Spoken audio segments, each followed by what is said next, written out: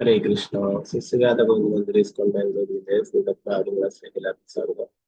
Omatnanadimrandasya Nanachara Shrage Chashri Vidamyeda Tasme Sri Guruve Sri Chaitanya Manobishtam Savidam Yena Buddhale Bhagata Mahyam Dadadi Subhadami Vandeham Sri Guru Sri Yuda Bhatakamanam Guru Vaishnavam Sri Rupam Sagarjatam Saganarikudatanitam Tam Sachivam Satvitam Savadutam Janasingam Krishna Chaitanya Guru Sri Radha Krishna Saganadam Sri Vishaganidam He Krishna Karuna Sindhu Dinabandhu Jagatpati Gopesha Gopika Gandha Radha Gandha Namaste Tattaka Chana Gaurangi Sri Radhi Vrindavani Shri Rishabhan Sri Devi Pranamami Haripri Vancha Kalpatarubhasya Kripa Sindhu Devacha Patidanam Bhavanebhyo Vaishnavebhyo पंचतत्वात्मकं कृष्णं भक्तरूपास्वरूपकं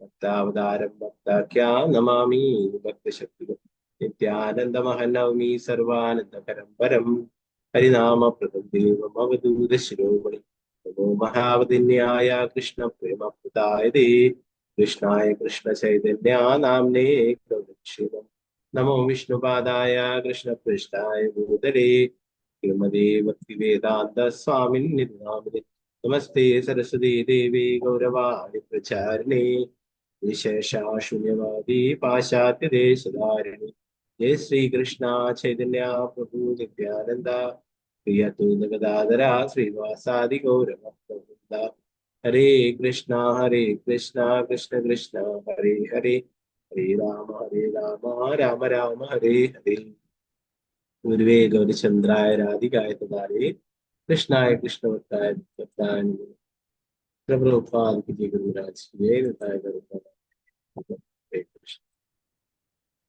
मदेग बंधु मत्संगिन मद्गुरु मन्महादना निष्ठारक मद्भाग्या मदानंदा नमोस्तुते चंद्राय श्रीमद्भागवतम चतुर्थस्कंदम 12వ अध्याయం श्लोकम 18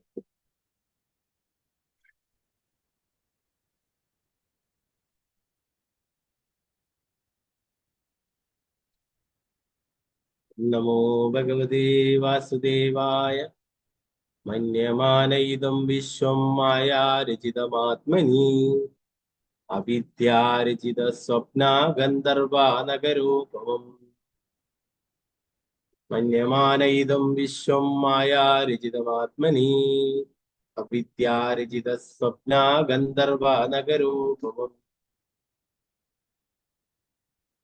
हरे कृष्ण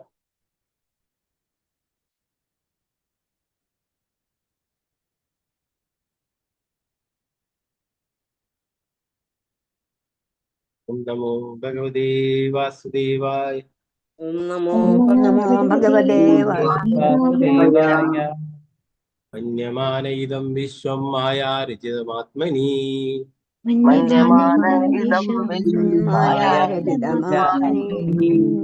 अविद्यार्जितस्वप्ना गन्धर्वानगरूपमम्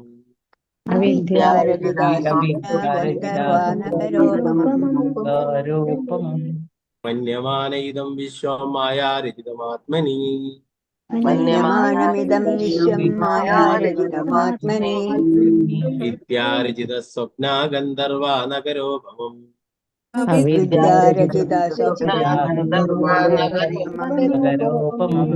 कृष्णा प्रभु जी हरे कृष्णा प्रभु जी हरे कृष्ण मालती श्याम देवी दास हरे कृष्ण हरे कृष्णा प्रभु जी हरे ओम नमो ഭഗവതേ വാസുദേവായ. മന്യമാനമിദം വിശ്വം മായാരചിതമാത്മനി അവിദ്യാരചിത സ്വപ്ന ഗന്ധർവനഗരോപമം. ഹരേ കൃഷ്ണ പ്രഭുജി. ഹരേ കൃഷ്ണ. വിദ്യനാണ് മാതാജി ചൊല്ലിക്കുന്നത്. ഹരേ കൃഷ്ണ പ്രഭുജി. ഹരേ കൃഷ്ണ. ഓം നമോ ഭഗവതേ വാസുദേവായ. മന്യമാന ഇദം വിശ്വം മായാരചിതമാത്മനി അവിദ്യാരചിത സ്വപ്ന ഗന്ധർവ നഗരോപമം. ഹരേ കൃഷ്ണ പ്രഭുജി. ഹരേ കൃഷ്ണ. ഗീതാട്ടി മാതാജി ചൊല്ലിക്കുന്നത്. ഹരേ കൃഷ്ണ പ്രഭുജി. ഹരേ കൃഷ്ണ. ഓം നമോ ഭഗവതേ വാസുദേവായ. മന്യമാന ഇദം വിശ്വം മായാരചിതമാത്മനി അവിദ്യാരചിത സ്വപ്ന ഗന്ധർവ നഗരോപമം. ഹരേ കൃഷ്ണ പ്രഭുജി. ഹരേ കൃഷ്ണ. പങ്കജാക്ഷി മാതാജി ചൊല്ലിക്കുന്നത്. ഹരേ കൃഷ്ണ പ്രഭുജി പ്രണാമം. ഓം ഹരേ കൃഷ്ണ. നമോ ഭഗവതേ വാസുദേവായ. മന്യമാന ഇദം വിശ്വം മായാരചിത ആത്മനി അവിദ്യാരചിത സ്വപ്ന ഗന്ധർവ നഗര ഉപമം. ഹരേ കൃഷ്ണ പ്രഭുജി. ഹരേ കൃഷ്ണ.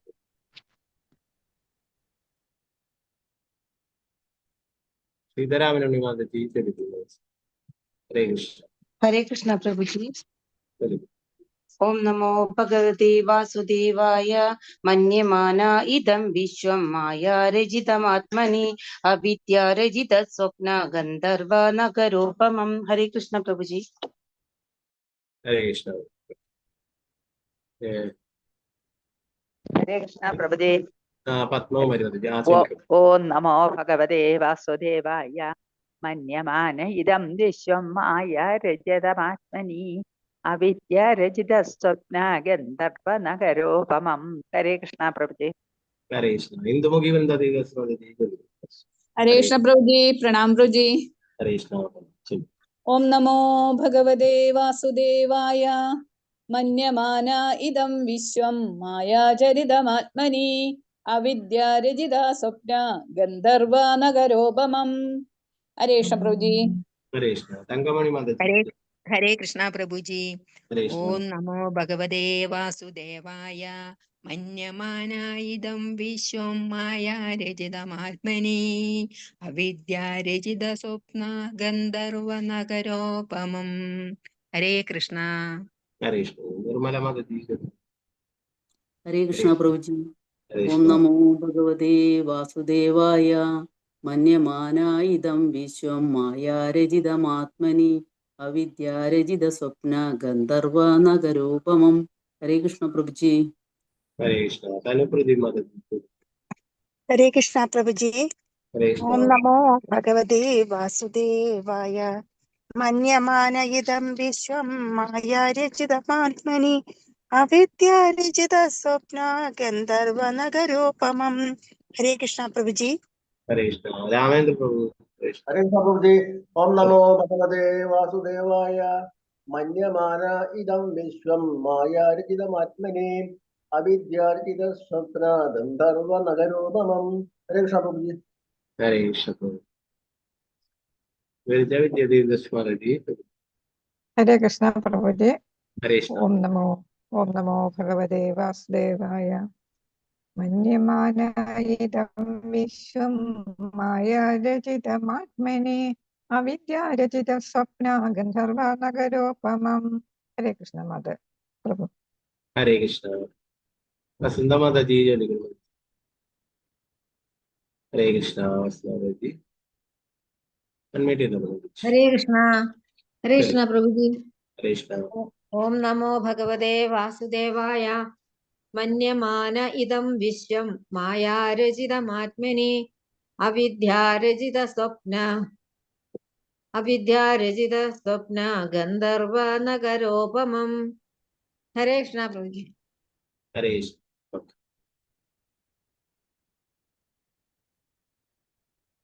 ശോഭ മാതാജി ചൊല്ലിക്കോ. ഹരേ കൃഷ്ണ. ഹരേ കൃഷ്ണ പ്രഭുജി. ചൊല്ലിക്കോ. ഓം നമോ ഭഗവതേ വാസുദേവായ. മന്യമാന ഇദം വിശ്വം മായാരചിതമാത്മനി അവിദ്യാരചിത സ്വപ്ന ഗന്ധർവ നഗരോപമം. ഹരേ കൃഷ്ണ പ്രഭുജി. हरे कृष्ण। शारदा शिवपासना देवी माता जी। हरे कृष्णा प्रभु जी। हरे कृष्ण। ओम नमो भगवते वासुदेवाय मन्यमानामिदं विश्वं मायारचितमात्मनि अविद्यारहित स्वप्न गंधर्व नगरोपमं। हरे कृष्णा। हरे कृष्ण। वत्सलाय माता जी कृष्ण। हरे कृष्णा प्रभु जी। ओम नमो भगवते वासुदेवाय मन्यमानाइदं विश्वं मायारचितमात्मनि अविद्यारचित स्वप्न गंधर्व नगरोपमं। हरे कृष्णा प्रभु जी। हरे कृष्ण। धनलक्ष्मी माता जी। हरे कृष्ण प्रभु जी। हरे कृष्ण। ओम नमो भगवते वासुदेवाय मन्यमानइदं विश्वं मायारचितमात्मनि अविद्यारचितस्वप्नगन्धर्वनगरोपमम्। हरे कृष्ण प्रभु जी। हरे कृष्ण। सावित्री वैष्णवी देवी माता जी। हरे कृष्ण प्रभु जी। प्रणाम प्रभु जी। हरे कृष्ण। ओम नमो भगवते वासुदेवाय मन्यमानाइदं विश्वं मायारचितमात्मनि अविद्यारचितस्वप्न गन्धर्वनगरोपमम्। हरे कृष्ण प्रभु जी। हरे कृष्ण। भारतीय माता जी। हरे कृष्णा प्रभु जी। हरे कृष्ण। ओम नमो भगवते वासुदेवाय मन्यमान इदं विश्वं मायारचितमात्मनि अविद्यारचितस्वप्न गन्धर्वनगरोपमम्। हरे कृष्णा। हरे कृष्ण माता जी। शारदा जी नंबूद्री माता जी। हरे कृष्ण माता जी। हरे कृष्ण प्रभु जी। चलिए। ओम नमो भगवते वासुदेवाय मन्यमान इदं विश्वं मायारचितमात्मनि अविद्यारचित स्वप्न गंधर्व नगरोपमम्। हरे कृष्ण प्रभु जी। हरे कृष्ण। श्रीजय जी माता जी। चलिए। हरे कृष्णा प्रभु जी। हरे ओम कृष्ण। ओम नमो भगवते वासुदेवाय मन्यमानहिदं विश्वं मायारचितमात्मनि अविद्यारचितस्वप्न गन्धर्वनगरोपमम्। हरे कृष्णा प्रभु जी। हरे कृष्ण। गीता सी माता जी। चलिए। हरे कृष्ण।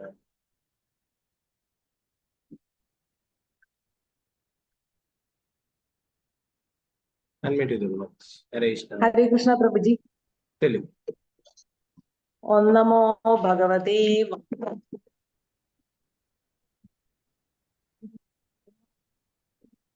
हरे कृष्ण। क्या करने लगा? हरे कृष्णा प्रभु जी। हरे कृष्णा। ഓക്കെ മാതാജിക്ക് എന്താ നെറ്റ്വർക്ക് പ്രശ്നമുണ്ടോ? സാരി കുഴപ്പമില്ല, അടുത്തെടുത്തുണ്ടാവും. വത്സലാശാജി മാതാജി ചൊല്ലിടുന്നു. हरे कृष्णा प्रभु जी। ഹരേ കൃഷ്ണ. ओम नमो भगवते वासुदेवाय मन्यमान इदं विश्वं मायारचितमात्मनि अविद्यारचित स्वप्न गंधर्व नगरोपमम्। हरे कृष्णा प्रभु जी। ഹരേ കൃഷ്ണ. വത്സലാബാല മാതാജി. हरे कृष्णा प्रभु जी। ഹരേ കൃഷ്ണ. ओम नमो भगवते वासुदेवाय मन्यमान इदं विश्वं मायारचितमात्मनि अविद्यारचित स्वप्न गंधर्व नगरोपमम्। हरे कृष्णा प्रभु। ഹരേ കൃഷ്ണ. അനിതകുമാരി മാതാജി ചൊല്ലിടുന്നു. हरे कृष्ण प्रभु जी। ഹരേ കൃഷ്ണ. ओम नमो भगवते वासुदेवाय मन्यमान इदं विश्वं मायारचितमात्मनि अविद्यारचित स्वप्न गंधर्व नगरोपमम्। हरे कृष्ण प्रभु जी। ഹരേ കൃഷ്ണ. ഗീതാ കൃഷ്ണ.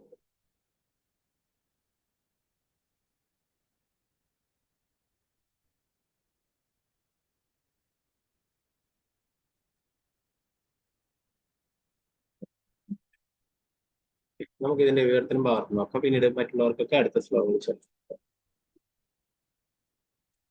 മന്യമാനഃ സാക്ഷാത്കരിക്കുക ഇതം ഇത് വിശ്വം ലോകം മായാബാഹ്യശക്തിയാൽ രചിതം സൃഷ്ടിച്ചു ആത്മനെ ജീവസത്തകൾക്ക് വേണ്ടി അവിദ്യ മായയാൽ രചിത ആവിഷ്കരിച്ചു സ്വപ്നം ഗന്ധർവനഗര മായാജാലം ഉപമം പോലെ വിവർത്തനം ഭാവാർത്ഥമേ സ്വീകരിക്കുന്നത് സ്വാമി ഈ ജയ.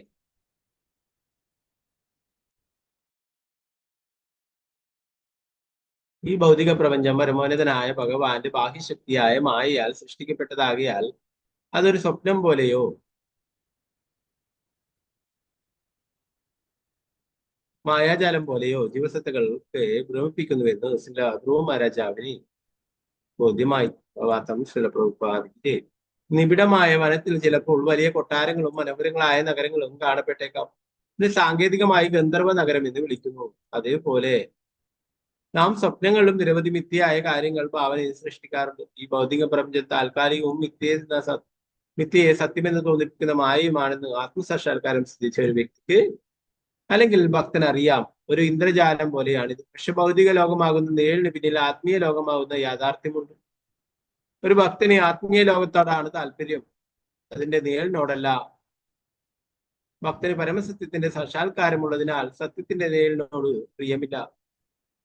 ഇത് ഭഗവത്ഗീതയിൽ സ്ഥിരീകരിച്ചിട്ടുണ്ട്. പരം ദൃഷ്ട്വാ നിവർത്തത്തെ. വിജയ് 16ാമത്തെ ശ്ലോകം.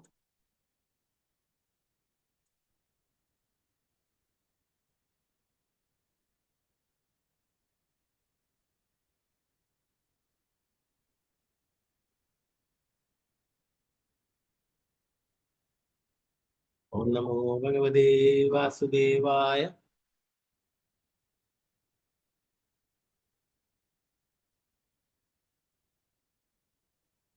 ആത്മസ്ത്രപത്യസുഹൃദോ ഫലമൃന്ദകോശ മന്ദപുരം പരിവിഹാര ഭുവശരമ്യ ഭൂമണ്ഡലം ജലധി മേഖലാമകലീയ കാലോപസൃഷ്ടമിതി സാ പ്രയോ വിശാലാം ആത്മസ്ത്വപത്വസുഹൃദോ ഫലമൃന്ദകോശ മന്ദപുരം പരിവിഹാര ഭുവശരമ്യ ഭൂമണ്ഡലം ജലധി മേഖലമാകലയ്യ കാലോപസൃഷ്ടമിതി സപ്രയോ വിശാലാം.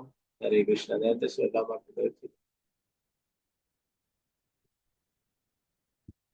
ശോഭ പ്രതിമാതാജി ജയഗുരു. ഹരേ കൃഷ്ണ പ്രഭുജി. ഹരേ കൃഷ്ണ മാതാജി. ഓം നമോ ഭഗവതേ വാസുദേവായ. ആത്മസംതൃപ്ത്യ സുഹൃദോ ബലമൃതകോശ മന്ദപുരം പരിവിഹാര ഭുവശ്ചരമ്യ ഭൂമണ്ഡലം ജലധി മേഖലാമകല്യയ കലോപസൃഷ്ടമിതി സ പ്രയായോ വിശാലം. ഹരേ കൃഷ്ണ. ഹരേ കൃഷ്ണ. ഗീതാസി മാതാജി ചൊല്ലുന്നു. നേരത്തെ മാതാജിയുടെ കേട്ടില്ല, നെറ്റ്വർക്ക് പ്രശ്നം. ഹരേ കൃഷ്ണ പ്രഭുജി. കേൾക്കുന്നുണ്ടോ പ്രഭുജി? ഇപ്പൊ കേൾക്കാം, ചൊല്ലു. ഹരേ കൃഷ്ണ. ഓം നമോ ഭഗവതേ വാസുദേവായ. ആത്മസ്ത്രിയപത്യ സുഹൃതോ ബലമൃദ്ധകോശ മന്ദപുരം പരിവിഹാര ഭുവശ്ചരമ്യ ഭൂമണ്ഡലം ജലധി മേഖലമാകലയ്യ കാലോപസൃഷ്ടമിതി സ പ്രയയൗ വിശാലാം. ഹരേ കൃഷ്ണ പ്രഭുജി. Thank you പ്രഭുജി. ഹരേ കൃഷ്ണ. രാജി മാതാജി ചൊല്ലുന്നു. ഹരേ കൃഷ്ണ പ്രഭുജി. ഹരേ കൃഷ്ണ. ഓം നമോ ഭഗവതേ വാസുദേവായ. ആത്മസ്ത്രപത്യസ്തൂർദോ ബലമൃദ്ധകോശ മന്ദപുരം പരിവിഹാര ഭുവശരമ്യാഃ ഭൂമണ്ഡലം ജലധി മേഖലമാകലയ്യ കാലോപസൃഷ്ടമിതി സ പ്രയയൗ വിശാലാം. ഹരേ കൃഷ്ണ പ്രഭുജി. ഹരേ കൃഷ്ണ. ഗീതാകൃഷ്ണവാണി മാതാജി ചൊല്ലുന്നു. ഹരേ കൃഷ്ണ പ്രഭുജി. പ്രണാം പ്രഭുജി. ഓം നമോ ഭഗവതേ വാസുദേവായ. ആത്മശ്രീയപത്യ സുഹൃദോ ബലവൃദ്ധകോശം അന്തഃപുരം പരിവിഹാര ഭുവശ്ചരമ്യഃ ഭൂമണ്ഡലം ജലധി മേഖല ആകലയ്യ കാലോപസൃഷ്ടമിതി സ പ്രയൗ വിശാലാം. ഹരേ കൃഷ്ണ. ഹരേ കൃഷ്ണ. ദേവീർത്തനം പറയാം.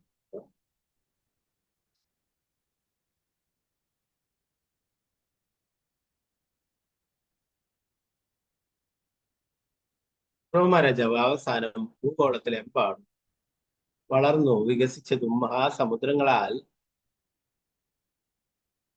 ചുറ്റപ്പെട്ടതുമായ തന്റെ സാമ്രാജ്യം ഉപേക്ഷിച്ചു. അദ്ദേഹം തന്റെ ശരീരം, ഭാര്യ, സന്താനങ്ങൾ, സുഹൃത്തുക്കൾ, സൈന്യം, സമ്പന്നമായ ഖജനാവ്, വളരെ സുഖകരമായ സ്ഥലങ്ങൾ, വിനോദത്തിലുള്ള മൈതാനങ്ങൾ എന്നിവയെല്ലാം മായാശക്തിയുടെ സൃഷ്ടികളായി പരിഗണിച്ചു. അതിന് നിശ്ചിത കാലയളവിനുള്ളിൽ അദ്ദേഹം ഭൗതിക ജീവിതത്തിൽ നിന്നും വിരമിച്ച് ഹിമാലയത്തിന്റെ വനസാനുക്കളിലെ ബദരികാശ്രമത്തിലേക്ക് പോയി. ധ്രുവ മഹാരാജാവ് അദ്ദേഹത്തിന്റെ ജീവിതത്തിന്റെ ആരംഭത്തിൽ പരമദിവ്യോത്ത പുരുഷനായ ഭഗവാനെ അന്വേഷിച്ച് വനത്തിലേക്ക് പോയപ്പോൾ തന്നെ ശരീരസങ്കല്പത്തിന്റെ അടിസ്ഥാനത്തിലുള്ള സന്തോഷങ്ങൾ മായാശക്തിയുടെ ഉൽപ്പന്നങ്ങളാണെന്ന് സ്വയം ബോധ്യപ്പെട്ടിരുന്നു. അതിനു മുമ്പ് പിതാവിന്റെ രാജ്യത്തിൽ ലക്ഷ്യപ്പെട്ടിരുന്ന അദ്ദേഹം അത് നേടിയെടുക്കുന്നതിന് വേണ്ടിയാണ് പരമോന്നതനായ ഭഗവാനെ അന്വേഷിച്ചു പോയത്. പക്ഷെ പിന്നീടെല്ലാം മായാശക്തിയുടെ സൃഷ്ടിയാണെന്ന് അദ്ദേഹത്തിന് ബോധ്യമായി. ഒരുവൻ ഏത് വിധത്തിലായാലും കൃഷ്ണാബോധമുള്ളവനായി തീർന്നാൽ അവന്റെ ആരംഭത്തിലെ ലക്ഷ്യം എന്തായിരുന്നു എന്നത് പ്രശ്നമല്ല. ഭഗവാന്റെ കാരുണ്യത്താൽ അവന് ക്രമാനുഗതമായി സത്യം സാക്ഷാത്കരിക്കാൻ സാധിക്കും. ധ്രുവമഹാരാജാവ് പ്രാരംഭത്തിൽ അവന്റെ പിതാവിന്റെ രാജ്യത്തിൽ തൽപരനായിരുന്നെങ്കിലും പിന്നീട് മഹാഭക്തൻ മഹാഭാഗവതനായി തീർന്നതിന് ശേഷം ഭൗതിക ആസ്വാദനങ്ങളിൽ പ്രിയമില്ലാതായി. ഭക്തന്മാർക്ക് മാത്രമേ ജീവിതത്തിന്റെ പരിപൂർണത നേടാൻ കഴിയൂ. ഒരുവൻ കുറെയെങ്കിലും ഭക്തിത സേവനം അനുഷ്ഠിച്ച ശേഷം പക്വതയാർജിക്കാതെ തന്റെ പദവിയിൽ നിന്ന് നിബന്ധിച്ചു പോയാൽ പോലും ഈ ഭൗതിക ലോകത്തിന്റെ ഫലോദിഷ്ട കർമ്മങ്ങളിൽ പൂർണ്ണമായും ഒഴുകിയിട്ടുള്ള ഒരു വ്യക്തിയേക്കാൾ മെച്ചമാണ്.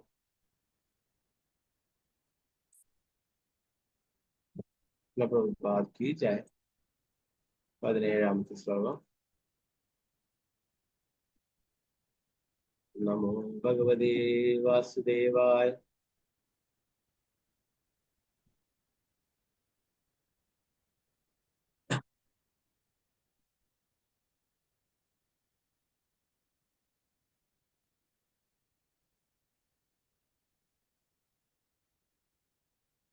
തസ്യാം വിശുദ്ധകരണ ശിവവാർഗാഹ്യാ ബദ്ധ്വാസനം ഇദമരുഹൃദാശഃ സ്ഥൂലേ ദദാര ഭഗവത് പ്രതിരൂപയേതാ ധ്യായം സ്തദവ്യവഹിതോ സമാധോ. തസ്യാം വിശുദ്ധകരണ ശിവവാർഗാഹ്യാ ബദ്ധ്വാസനം ഇദമരുഹൃദാശഃ സ്ഥൂലേ ദദാര ഭഗവത് പ്രതിരൂപയേതാധ്യായം സ്തവ്യവഹിതോ സമാധോ. ബദരീകാശ്രമത്തിലെ പടിവാമമായ പരിശുദ്ധ ജലത്തിൽ പതിവായി സ്നാനം ചെയ്യുകയാൽ ധ്രുവ മഹാരാജാവിന്റെ ഇന്ദ്രിയങ്ങൾ പരിപൂർണമായി ശുദ്ധമായി. അവൻ യോഗാസനങ്ങൾ ഉറപ്പിച്ച് ശ്വസന പ്രക്രിയയും ജീവവായുവും നിയന്ത്രിച്ചു. ആ വിധത്തിൽ അവൻ ഇന്ദ്രിയങ്ങളെ പൂർണ്ണമായും പിൻവലിച്ചു. അനന്തരം അവൻ ഭഗവാന്റെ യഥാർത്ഥ രൂപമായ അർച്ചാവിഗ്രഹത്തിന്മേൽ മനസ്സ് ഏകാഗ്രമാക്കി ധ്യാനിച്ച് പൂർണ്ണ സമാധിയിലേക്ക് പ്രവേശിച്ചു.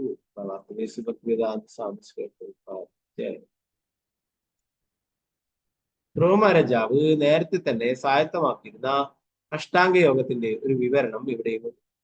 പരിഷ്കൃതമായ ഒരു നഗരത്തിൽ വെച്ച് അനുഷ്ഠിക്കാനുള്ളതല്ല അഷ്ടാംഗ യോഗം. ധ്രുവ മഹാരാജാവ്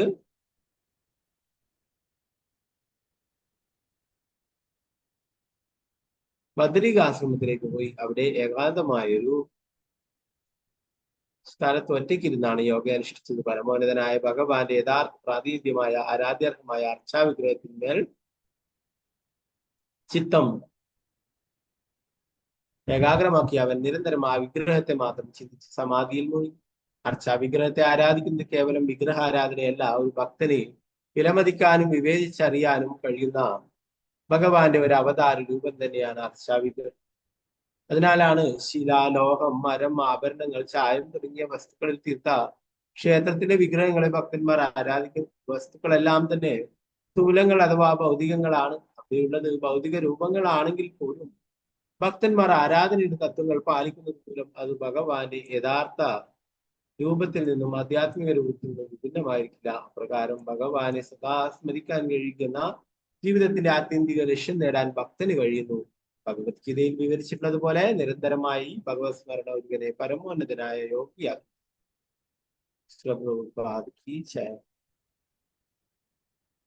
18ാമത്തെ ശ്ലോകം. ഓം നമോ ഭഗവതേ വാസുദേവായ. ഭക്തിം ഹരോ ഭഗവതി പ്രവഹന്നജസ്രാ മാനന്ദ ബാഷ്പകലയാ മുഹുരവ്യദമാന വിക്ലിദ്യമാന ഹൃദയാ പുളകാംക്ഷിതാംഗോ ആത്മാനമസ്മരത സവിധി മുക്തലിംഗഃ. ഭക്തിം ഹരോ ഭഗവതി പ്രവഹന്നജസ്രാ മാനന്ദ ബാഷ്പകലയാ മുഹുരവ്യദമാന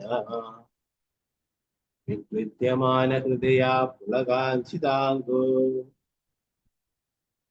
ആത്മാനമസ്മരത സവിധി മുക്തലിംഗ.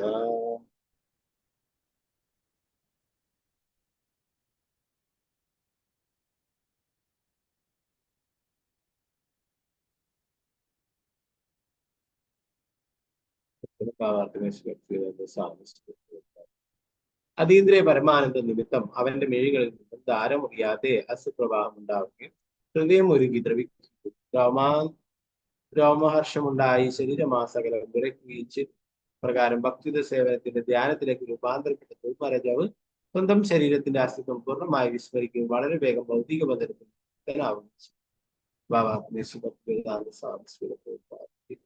ശ്രവണം, കീർത്തനം, സ്മരണം, അർച്ചനം തുടങ്ങി 9 വിധത്തിലുള്ള നിർദ്ദിഷ്ട ഭക്തി സേവനത്താൽ ഒരു ഭക്തന്റെ ശരീരത്തിൽ വ്യത്യസ്തങ്ങളായ ലക്ഷണങ്ങൾ പ്രകടമാകും. ഭക്തൻ മാനസികമായി മുക്തനായി കഴിഞ്ഞെന്ന് സൂചിപ്പിക്കുന്ന 8 വിധത്തിലുള്ള ശാരീരിക പരിണാമങ്ങളെ അഷ്ടസാത്വിക വികാരം എന്ന് വിളിക്കുന്നു. ഒരു ഭക്തൻ അവന്റെ ശരീരാസ്തിത്വം പാടെ വിസ്മരിക്കുമ്പോൾ അവൻ മോചിതനായി കഴിഞ്ഞെന്ന് മനസ്സിലാക്കപ്പെടും. അവൻ പിന്നീട് ശരീരത്തിൽ ഉണ്ടായിരിക്കുന്ന ഒരു നാളികേരം പൂർണ്ണമായി ഉണങ്ങി വരണ്ടു കഴിയുമ്പോൾ അതിനുള്ളിലുള്ള കൊപ്ര, ചിരട്ടയും പുറന്തോടിന്റെയും ബന്ധനത്തിൽ നിന്നും മുക്തനാകുന്നത് എന്നാണ് ഇതിനെക്കുറിച്ചുള്ള ഉദാഹരണം.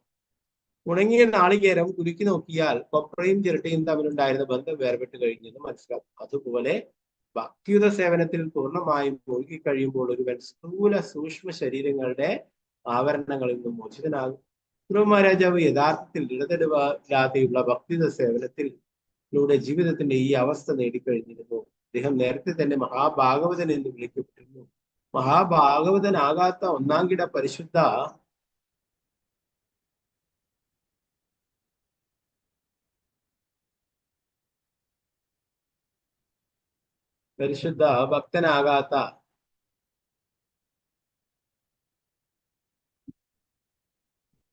ഭക്തനാകാത്ത ഒരുവനിൽ ഇത്തരത്തിലുള്ള ലക്ഷണങ്ങൾ പ്രകടമാകില്ല. ചൈതന്യ മഹാപ്രഭു ഈ ലക്ഷണങ്ങളെല്ലാം പ്രകടമാക്കി. ഹരിദാസ് ഠാക്കൂറും അതുപോലെ മറ്റനേകം പരിശുദ്ധ ഭക്തരും ഈ ലക്ഷണങ്ങൾ ഇവ അനുകരിക്കപ്പെട്ടിരുന്നു. മറിച്ച് ഭക്തൻ യഥാർത്ഥത്തിൽ ഉന്നതിയിലെത്തുമ്പോൾ ഈ ലക്ഷണങ്ങൾ അവനിൽ തനിയെ പ്രകടമാകും. ആ സമയത്ത് അവൻ ഭൗതികമായി സ്വതന്ത്രനായെന്ന് മനസ്സിലാക്കപ്പെടും. നിശ്ചയമായും ഭക്തി സേവനത്തിന്റെ ആരംഭത്തിൽ തന്നെ മോചനത്തിന്റെ പാത തുറക്കപ്പെടും. തെങ്ങിൽ നിന്ന് വീണ നാളികേരം ഉണങ്ങി തുടങ്ങുന്നത് പോലെ ചിരട്ടിയുടെയും കൊപ്രയുടെയും പരസ്പര ബന്ധം വേർപെടാൻ കുറേ സമയമെടുക്കും.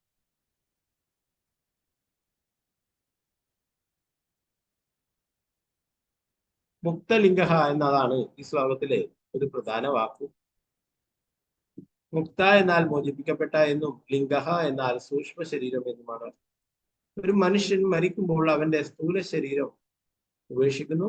പക്ഷേ മനസ്സ്, ബുദ്ധി, അഹങ്കാരം എന്നിവയുടെ സമന്വയമായ സൂക്ഷ്മ ശരീരം അവനെ പുതിയ ശരീരത്തിലേക്ക് കൊണ്ടുപോകും. ഇപ്പോഴത്തെ ശരീരത്തിൽ നിലനിൽക്കുമ്പോൾ അതേ സൂക്ഷ്മ ശരീരം അവന്റെ മനസ്സിനെ വികാസത്തിലൂടെ ജീവിതത്തിലെ ഒരു ഘട്ടത്തിൽ നിന്നും മറ്റൊരു ഘട്ടത്തിലേക്ക് കൊണ്ടുപോകുന്നു. ഉദാഹരണത്തിന് ശൈശവത്തിൽ നിന്നും ബാല്യത്തിലേക്ക്.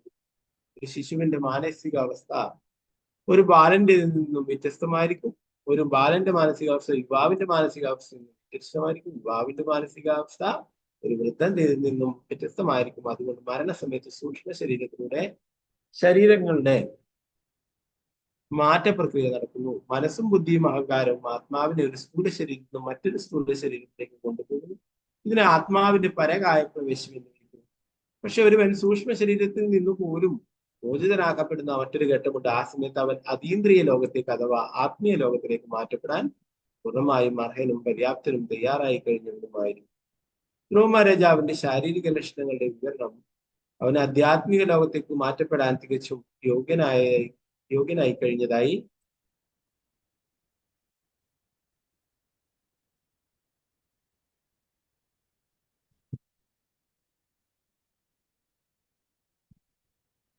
കഴിഞ്ഞിരിക്കുന്നു എന്ന് കാണിക്കുന്നു. സ്ഥൂല ശരീരവും സൂക്ഷ്മ ശരീരവും തമ്മിലുള്ള വ്യത്യാസം ഒരുവന് അനുദിനം അനുഭവിച്ചറിയാൻ കഴിയും. ഒരുവൻ ഉറക്കത്തിൽ സ്വപ്നം കാണുമ്പോൾ അവന്റെ സ്ഥൂല ശരീരം കിടക്കയിൽ ശയിക്കുകയാണ്. ആ സമയത്ത് സൂക്ഷ്മ ശരീരം അവന്റെ ആത്മാവിനെ വ്യത്യസ്തമായ ഒരു അന്തരീക്ഷത്തിലേക്ക് വഹിച്ചു പോകുന്നു. എങ്കിലും സ്ഥൂല ശരീരത്തിന് അവിടെ തുടരേണ്ടത് സൂക്ഷ്മ ശരീരം തിരികെ വന്നതിൽ പ്രവേശിക്കുന്നു. അതുകൊണ്ട് ഒരുവന് സൂക്ഷ്മ ശരീരത്തിൽ മോചനം നേടേണ്ടതും ഈ മോചനമാണ് മുക്തലിംഗ എന്നറിയപ്പെടുന്നത്.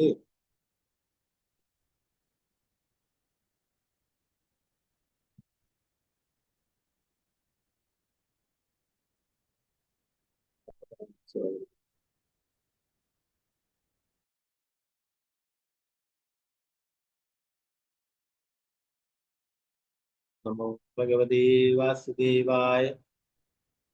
തദർശ വിമാനാഗ്ര്യം നഭസോ അവതര ധ്രുവഃ വിഭ്രാജയദ്ദശദിശോ രാഗാപാതി വിബോധിതം.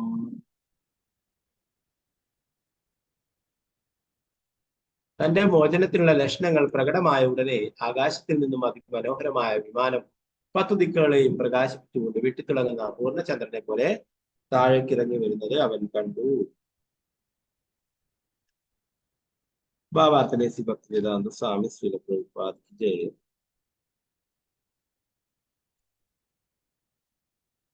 നാം ആർജിക്കപ്പെടുന്ന അറിവിന് പല തലങ്ങളുമുണ്ട്. പ്രത്യക്ഷമായ ജ്ഞാനം, അധികൃതരിൽ നിന്ന് ലഭിക്കുന്ന അറിവ്, അതീന്ദ്രിയമായ ഇന്ദ്രിയങ്ങൾക്ക് അതീതമായ അറിവ്, അവസാനമായി ആധ്യാത്മികമായ ജ്ഞാനം. ഒരുവൻ അധപ്പതിച്ച പ്രക്രിയകളിലൂടെയുള്ള ജ്ഞാനാർജനത്തിന്റെ തലത്തെ അതിജീവിച്ചാൽ ഉടനെ അതീന്ദ്രിയ വിധാനത്തിലേക്ക്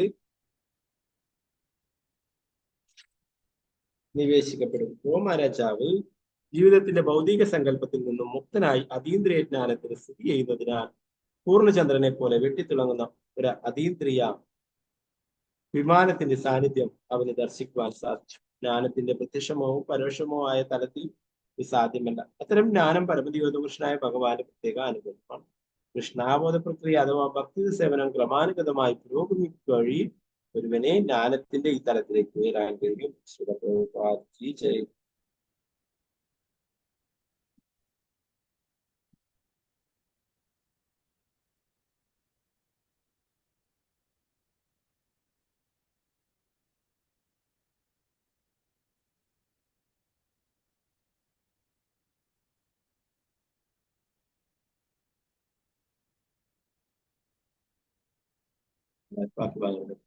നാരായണൻ നമസ്കൃത്യ നരം ശ്രീമനരോത്തമം ദേവീം സരസ്വതി വ്യാസം തതോ ജയമുദ്രേ. ഇഷ്ടപ്രായേഷു ഭദ്രേഷു നിത്യം ഭാഗവത സേവയാ ഭഗവതീയുത്തമ ശ്ലോകേ ഭക്തിർഭവതി നൈഷ്ഠികേ. മുഖം കരോതി വാചാലം പങ്കും ലംഘയതി ഗിരിം യത്കൃപാതമഹം വന്ദേ ശ്രീഗുരു ദീനധാരിണം പരമാനന്ദമാധവം ശ്രീചൈതന്യ ഈശ്വരം.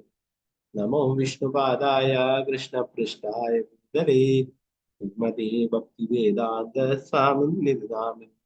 നമസ്തേ സരസ്വതീ ദേവി ഗൗരവാണി പ്രചാരിണേ വിശേഷാശൂന്യവാദി പാശ്ചാത്യദേശധാരിണി. ജയ ശ്രീകൃഷ്ണ ചൈതന്യ പ്രഭു നിത്യാനന്ദ പ്രിയ ദ്വൈതഗദാധര ശ്രീവാസാദി ഗൗരഭക്തവൃന്ദ. ഹരേ കൃഷ്ണ കൃഷ്ണ കൃഷ്ണ ഹരേ ഹരേ ഹരേ രാമ രാമ രാമ ഹരേ ഹരേ.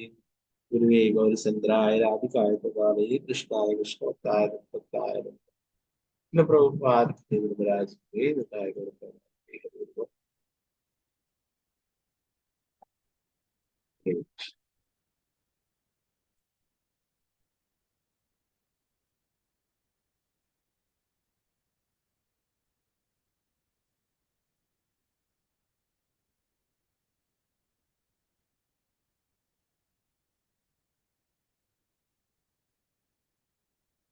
ഇന്നലെ നമ്മൾ അവസാനമായിട്ട് ശ്ലോകം പറഞ്ഞത്, സ്വയം സംയമനം പാലിച്ച് മഹാത്മാവായിരുന്നു ധ്രുവ രാജാവ്. അപ്രകാരം ധാർമ്മികത, സാമ്പത്തിക അഭിവൃദ്ധി, ഭൗതികങ്ങളുടെ സംതൃപ്തി, ധർമാർത്ഥ കാമ എന്നീ 3 തരത്തിലുള്ള ലൗകിക കർമ്മങ്ങളും ശ്രേഷ്ഠമായി അനുഷ്ഠിച്ച് അനേകം വർഷങ്ങൾ കടത്തിയിട്ട് അനന്തരം അവൻ രാജസിംഹാസനത്തിന്റെ ചുമതല അവന്റെ പുത്രനെ കൈമാറി.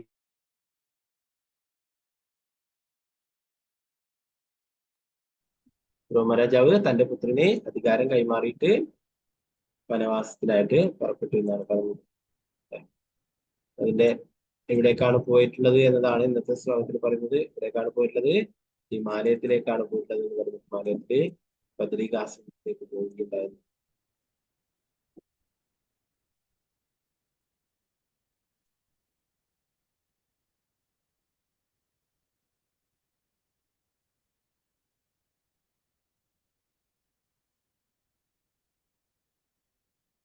അതിൽ ഭാവാർത്ഥം പറയുന്നു, നിബിഡമായ വനത്തിൽ ചിലപ്പോൾ വലിയ കൊട്ടാരങ്ങളും മനോഹരങ്ങളായ നഗരങ്ങളും കാണപ്പെട്ടേക്കാം.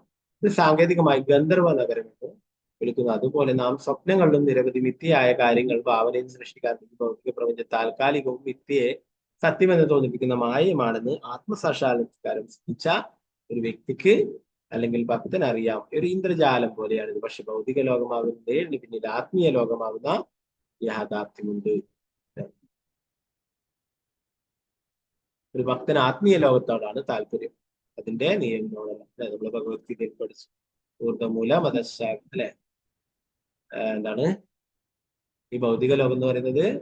തല തിരിഞ്ഞിട്ടുള്ളതാണ് അല്ലെ. ഒരു വൃക്ഷത്തിന്റെ ശാഖകള് കീഴ്പോട്ടും വേര് മേലോട്ടുമായിട്ടും അല്ലെ.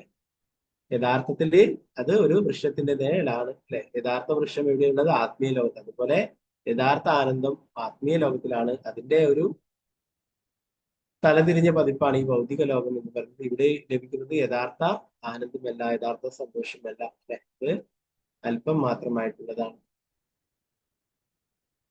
ഭക്തൻ ഈ നീയലിനോട് താല്പര്യം കാണിക്കുന്നില്ല. ഭക്തന് പരമസാക്ഷാത്കാരമുള്ളതിനാൽ സത്യത്തിന്റെ നീയലിനോട് പ്രിയമില്ല.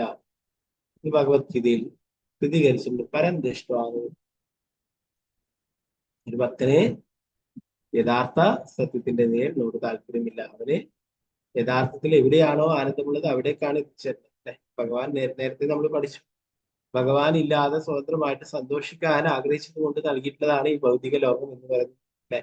ഇവിടെ ആർക്കും എത്രയും സ്വാതന്ത്ര്യത്തോടെ എല്ലാം പ്രവർത്തിക്കാം, ആരും തടയാനായിട്ടില്ല അല്ലെ. ആരുടെയും നിയന്ത്രണത്തിലില്ല. സ്വതന്ത്രമായിട്ട് ഇവിടെ എന്ത് വേണമെങ്കിലും ചെയ്യും അല്ലെ. അപ്പൊ അങ്ങനെ സന്തോഷിക്കുവാനായിട്ടാണ് ഇവിടെ ഈ ഭൗതിക ലോകം നൽകി. എന്നാൽ യഥാർത്ഥ ബുദ്ധിമാൻ മനസ്സിലാക്കുന്നു, യഥാർത്ഥ സന്തോഷം ഭഗവാൻ ഇല്ലാത്ത യഥാർത്ഥ സന്തോഷം നമുക്ക് ലഭിക്കില്ല. ഭഗവാനെ പിരിഞ്ഞിട്ട് യഥാർത്ഥത്തിൽ നമുക്ക് സന്തോഷിക്കുവാൻ സാധിക്കില്ല അല്ലെ. അതുകൊണ്ട് തന്നെ എവിടെയാണോ യഥാർത്ഥ ആനന്ദം ലഭിക്കുന്നത് അവിടേക്ക് പോകാനുള്ള പ്രവർത്തനങ്ങൾ ചെയ്യും അല്ലെ. അത് തന്നെയാണ് ഭക്തിയുത സേവന പ്രവൃത്തി.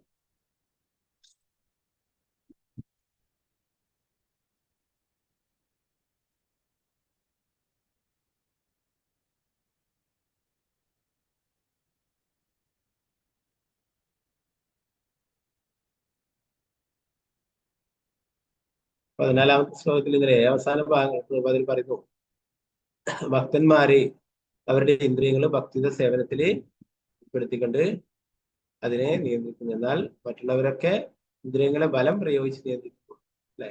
യോഗികളും മറ്റുള്ളവരൊക്കെ ഇന്ദ്രിയങ്ങളെ ബലമായിട്ട് നിയന്ത്രിക്കാനായിട്ട് ശ്രമിക്കുന്നു. ഭക്തന്മാർ പൂർണ്ണമായുള്ള ഇന്ദ്രിയശക്തി ഉള്ളവരാണ്. അവരത് ഭൗതിക ആവശ്യങ്ങൾക്ക് ഉപയോഗിക്കാറില്ല, അത് ഭഗവാന്റെ ഭക്തിയുടെ സേവനത്തില് ഉപയോഗിക്കുന്നു എന്നുള്ള കാര്യം. പ്രഭാതര് തന്നെ ശ്രീ ചൈതന്യ മഹാപ്രഭു രഘുനാഥ് ദാസ് ഗോസ്വാമിക്ക് നൽകിയിട്ടുള്ള നിർദ്ദേശങ്ങളെ കുറിച്ചൊക്കെ പറയും.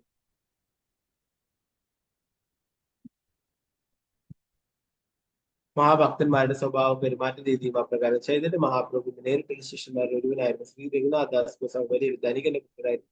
ഭൗതിക സന്തോഷം ആസ്വദിക്കാൻ തീരെ താല്പര്യമില്ലാഞ്ഞിട്ടും അദ്ദേഹം തന്റെ മേൽ ഭാരം ഏൽപ്പിക്കപ്പെട്ട ചില ഭൗതിക ഉത്തരവാദിത്തങ്ങൾ സ്തുത്യർഹമാം വിധം നിറവേറ്റിയിട്ടുണ്ടായിരുന്നു. അതിന് സാധിക്കും വിധം ചില ഗൗരസുന്ദര അദ്ദേഹത്തെ ഇപ്രകാരം ഉപദേശിച്ചു: ആന്തരികമായി നിന്നെയും നിന്റെ മനസ്സിനെയും ഭൗതികതയിൽ നിന്ന് വകർത്തുന്നു, പക്ഷെ ബാഹ്യമായി ഭൗതിക ഉത്തരവാദിത്തം വേണ്ടതുപോലെ തന്നെ വീഴ്ച കൂടാതെ നിർവഹിക്കുകയും ചെയ്യുകയായിരുന്നു. രഘുനാഥ് ദാസ് ഗോസ്വാമി വലിയൊരു ജമീന്ദാറിന്റെ മകനാണ്. അപ്പോ അദ്ദേഹം തന്റെ മാതാപിതാക്കളെയും സ്വത്തും ഒക്കെ ഉപേക്ഷിച്ചിട്ട് ഓടി വരികയുണ്ടായിരുന്നു ശ്രീ ചൈതന്യ മഹാപ്രഭു. അദ്ദേഹത്തിന് ഒരു വിവാഹം കഴിപ്പിക്കാനൊക്കെ ഓടി വരിക. ഒരു മഹാപ്രഭു പറയുന്നുണ്ട്, വിവാഹം കഴിച്ച് ഗൃഹസ്ഥനായിട്ട് തുടരാനായിട്ട് പറയും. വിവാഹം കഴിച്ചു കഴിഞ്ഞിട്ട് പിന്നെ വീണ്ടും ഒളിച്ചോടി പോകുന്നുണ്ട്. ഓരോരിക്കെ ഓടി പോകുമ്പോഴും തിരിച്ചു കൊണ്ടുവരുമായിരുന്നു. ശ്രീ ചൈതന്യ മഹാപ്രഭു അദ്ദേഹത്തിന് നൽകിയിട്ടുള്ള നിർദ്ദേശമാണ് അന്തർനിഷ്ഠ ബാഹ്യ വ്യവഹാരം. ഉള്ളില് നീ ഭക്തിയുടെ സേവനങ്ങളും മറ്റുള്ള എല്ലാ ഭക്തിയുടെ സേവന പ്രവർത്തനങ്ങളും ചെയ്യുക. പുറമേ നീ ഒരു ഭൗതികവാദിയെ പോലെ തോന്നിക്കും വിധം പ്രവർത്തിക്കുക. ഗൃഹത്തിൽ തന്നെ നിൽക്കുക. എന്നാൽ ഒന്നിനും അറ്റാച്ച്മെന്റ് ഇല്ലാതെ മനസ്സ് മുഴുവനായിട്ടും ഭഗവാനെ സമർപ്പിച്ചുകൊണ്ട് ജീവിക്കുവാനായിട്ട്. പുറമെ ആൾക്കാർ കാണുമ്പോ നീ ഭൗതികമായിട്ടുള്ള ഒരാൾ തന്നെയാണ്, ഭൗതിക രീതിയിലാണ് തോന്നിക്കും വിധം ജീവിക്കുക. എന്നാൽ ഉള്ളിൽ നിറയെ കൃഷ്ണഭക്തി, ഭഗവാന്റെ സേവനങ്ങളും ചെയ്യുക എന്ന് പറയും. അന്തർനിഷ്ഠ ബാഹുലോ. അപ്പോ പിന്നീട് നമുക്കറിയാം, പിന്നീട് വീണ്ടും കുറെ കാലം കഴിഞ്ഞിട്ട് ശ്രീ ചൈതന്യ മഹാപ്രഭുവിനെ കാണാനായിട്ട് പുറത്തുവരെ നിത്യാനന്ദ പ്രഭുവിനെ കാണാതെ മഹാപ്രഭുവിനെ കാണുകയും ആ രീതിയിലൊക്കെ ശിക്ഷ നൽകുകയും ഒക്കെ ചെയ്തിട്ടുള്ളതൊക്കെ നമ്മൾ പാലിഹട്ടിച്ചതാണ്.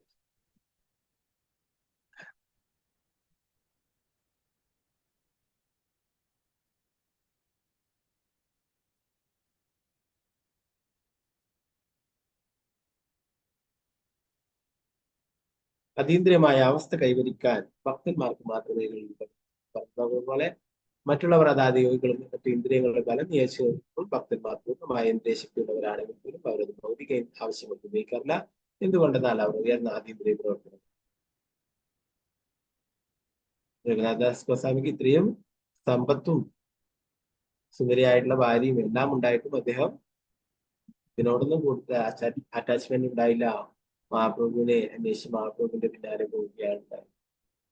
അവസാനം മഹാപ്രഭു അദ്ദേഹത്തിന് അനുഗ്രഹങ്ങൾ നൽകി പറയുന്നില്ല. ഇവിടെ ധ്രുവ മഹാരാജാവും എല്ലാ സൗകര്യങ്ങളും എല്ലാം ഉണ്ടല്ലേ. നേരത്തെ ധ്രുവ മഹാരാജാവിന്റെ ലോകത്തെ കുറിച്ചിട്ട്, ആ രാജ്യത്തെ കുറിച്ചിട്ട്, ഭംഗിയെ കുറിച്ചിട്ടൊക്കെ നേരത്തെ വിവരിക്കുകയുണ്ടായി അനേകം ശ്ലോകങ്ങൾ.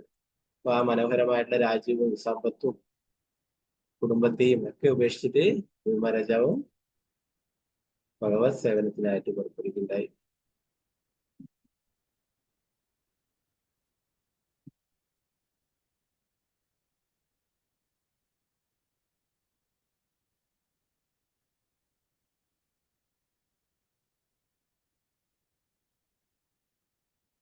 ധ്രുവമഹാരാജാവ് അവസാനം ഭൂഗോളത്തിലെമ്പാടും വളർന്നു വികസിച്ചതും മഹാസമുദ്രങ്ങളാൽ ചുറ്റപ്പെട്ടതുമായ തന്റെ സാമ്രാജ്യം ഉപേക്ഷിച്ചു. അദ്ദേഹം തന്റെ ശരീരം, ഭാര്യ, സന്താനങ്ങൾ, സുഹൃത്തുക്കൾ, സൈന്യം, സമ്പന്നമായ ഖജനാവ്, വളരെ സുഖകരമായ സ്ഥലങ്ങൾ, വിനോദത്തിലുള്ള മൈതാനങ്ങൾ എന്നിവയെല്ലാം മായാശക്തിയുടെ സൃഷ്ടികളായി പരിഗണിച്ചു. അങ്ങനെ നിശ്ചിത കാലയളവിനുള്ളിൽ അദ്ദേഹം ഭൗതിക ജീവിതത്തിൽ നിന്ന് വിരമിച്ച് ഹിമാലയത്തിന്റെ വനസാനുക്കളുടെ ബദ്രികാശ്രമത്തിൽ തപശ്ചര്യകൾ ചെയ്യാനായിട്ട് ഇവിടെയൊക്കെ പോയിട്ടുള്ളത് ബദ്രികാശ്രമത്തിലേക്ക് പോവുകയുണ്ടായിരുന്നു. എല്ലാം തന്നെ താൻ സ്വന്തമാണെന്ന് കരുതിയിട്ടുള്ള എല്ലാം തന്നെ മായയുടെ സൃഷ്ടികളാണ് എന്ന് മനസ്സിലാക്കുകയും അതെല്ലാം ഉപേക്ഷിക്കുകയും ചെയ്യുകയുണ്ടായിരുന്നു.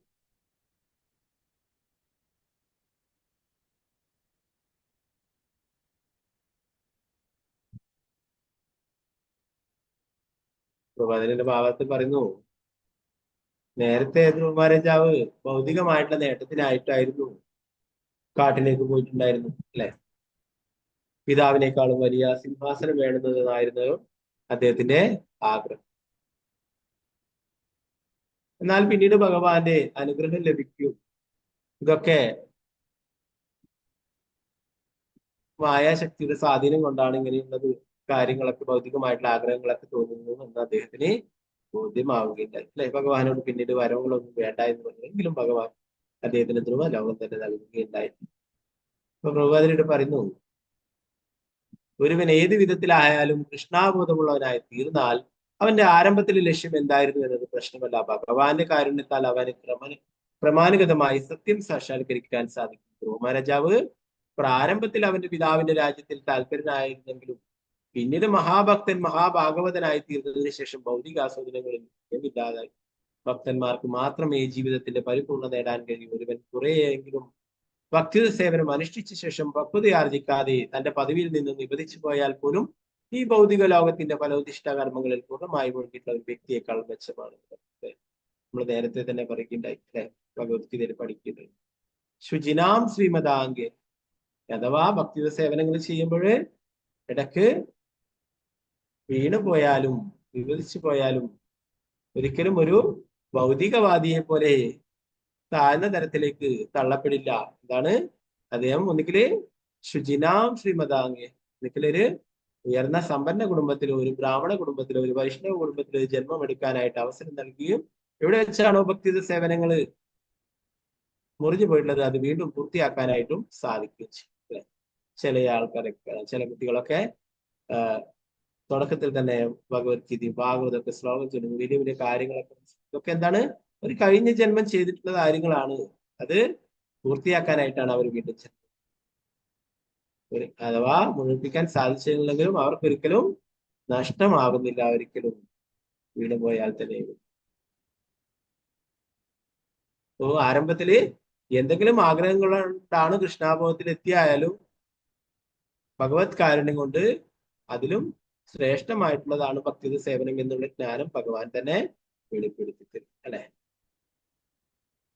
പലരും ഓരോരോ ആൾക്കാരുടെയും കാര്യങ്ങൾ അപ്പോൾ എങ്ങനെയാണ് കൃഷ്ണാഭവത്തിലും ചില ആൾക്കാരൊക്കെ പറയും ഈ മാലയൊക്കെ ജപിച്ചു കഴിഞ്ഞാല് നമുക്ക് കുറെ ബിസിനസ് ഒക്കെ ഉണ്ടാവും, അല്ലെങ്കിൽ വേറെ നമുക്ക് നേട്ടം ഉണ്ടാവും, പണം കിട്ടുക എന്നൊക്കെ ചോദിക്കപ്പെടുകയാണ്. ഒരിക്കലും എന്താ പറയാ ഹരകൃഷ്ണ മഹാമന്ത്രത്തിന് ഭൗതിക വ്യാഖ്യാനം നൽകുമ്പോൾ നമ്മള് അത് ഒരു ഇമാജിനേഷൻ ആയിട്ട് കരുതുകയൊന്നും ചെയ്യരുത് അല്ലെ? അപ്പൊ അവര് പലതും സങ്കല്പിക്കുന്നു ഇങ്ങനെയൊക്കെയാണ്. എങ്ങനെയായാലും അവര് നാമം ജപിച്ചാൽ മതി അല്ലെ? തുടക്കത്തിൽ അങ്ങനെയൊക്കെ ആഗ്രഹങ്ങളൊക്കെ ഉണ്ടാവുമെങ്കിലും പിന്നീട് ഭഗവത് കാരുണ്യം കൊണ്ട് തന്നെ അല്ലെ അതൊക്കെ പതുക്കെ പതുക്കെ ഇല്ലാതായി തീരുകയും ചെയ്യും.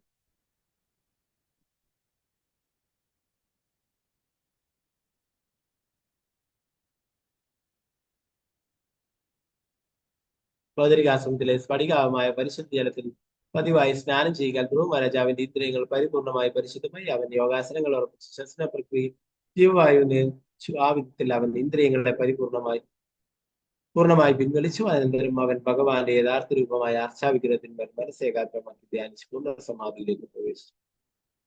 എല്ലാം വിട്ട് രാജ്യഭരണമൊക്കെ മകന് നൽകുകയും പിന്നീട് ഹിമാലയത്തിൽ പോയിട്ട് ബദ്രികാശ്രമത്തിൽ പോയിട്ട് അവിടെ പരിശുദ്ധമായിട്ടുള്ള ജലത്തിൽ സ്നാനം ചെയ്യുകയും അതോട് കൂടിയിട്ട് എല്ലാ ഇന്ദ്രിയങ്ങളും പരിപൂർണമായിട്ടും പരിശുദ്ധമായിട്ടും കളിക്കും. അങ്ങനെ അവിടെ ഭഗവാന്റെ രൂപത്തിൽ തന്നെ മനസ്സ് ഏകാഗ്രമാക്കിക്കൊണ്ട് സമാധി അവസ്ഥയിലായി.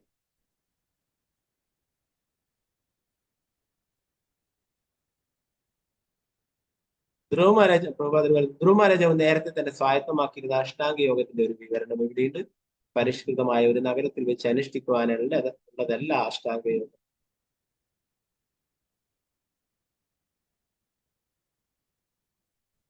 ധ്രുവ മഹാരാജാവ് ബദരികാശ്രമത്തിൽ പോയി അവിടെ ഏകാന്തമായ ഒരു സ്ഥലത്ത് ഒറ്റയ്ക്കിരുന്നാണ് യോഗ അനുഷ്ഠിച്ചത്. ഭഗവത്ഗീതയിൽ പറയുന്നുണ്ട് അല്ലെ, അഷ്ടാംഗ യോഗ ഇങ്ങനെയാണ് അനുഷ്ഠിക്കേണ്ടത്. വിജനമായിട്ടുള്ള സ്ഥലത്ത് അല്ലെ വിശപ്പന്റെ വിരിച്ച് അതിന്റെ മേലെ വാൽപൂരി വിരിച്ച് അങ്ങനെയൊക്കെ പറയുന്നുണ്ട് അല്ലെ. നിയമാസനം അങ്ങനെയുള്ള പ്രാണായാമ പ്രത്യാഹാരം അങ്ങനെയുള്ള 8 പടികളുണ്ട്, സ്റ്റെപ്സ് ഉണ്ട് അല്ലെ.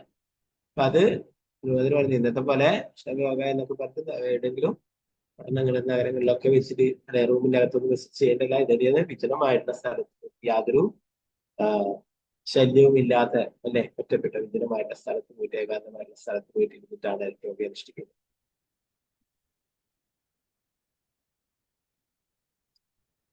പരമോന്നതനായ ഭഗവാന്റെ യഥാർത്ഥ പ്രാതിനിധ്യമായ ആരാധ്യമായ അർച്ചാവിഗ്രഹത്തിന് മേൽ ചിത്തം ഏകാഗ്രമാക്കി അവൻ നിരന്തരം ആ വിഗ്രഹത്തെ മാത്രം ചിന്തിച്ച് സമാധിയിൽ നോക്കി അർച്ചാവിഗ്രഹത്തെ ആരാധിക്കുന്ന കേവലം വിഗ്രഹാരാധനയിൽ ഒരു ഭക്തനെ വിലമതിക്കുവാനും വിവേചിച്ചറിയാനും കഴിയുന്ന ഭഗവാന്റെ ഒരു അവതാര രൂപം തന്നെയാണ് അർച്ചാവിഗ്രഹം.